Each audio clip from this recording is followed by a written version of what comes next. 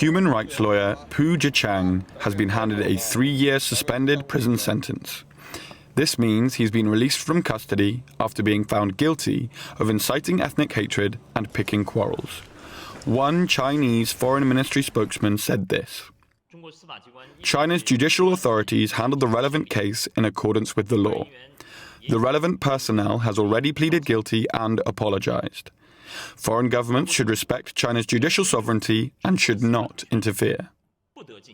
While the verdict is lighter than expected, Mr. Pu's supporters claim he should have been released without charge. One supporter said this: "We think he should be released as innocent. At the very least, they should give us an explanation. If they are going to punish lawyers like this, then who's going to speak out for us petitioners? Who's going to defend us? How can we start talking about the rule of law?" Journalists at the trial were reportedly assaulted by plainclothed and uniformed police for trying to exercise their rights to free speech. One researcher at Amnesty International in China said this: "Human rights lawyers like Pu Zhiqiang used to be able to work well within the system and use China's own laws to advance the rule of law.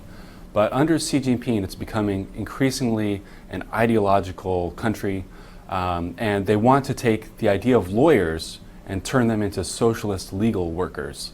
And so they're trying to kind of redefine the scope of lawyers and make sure that they're not in any way antagonistic towards the government or the courts.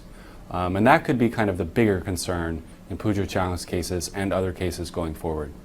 After celebrating his release, Pu Zhiqiang has 10 days to decide whether he will challenge the verdict or not.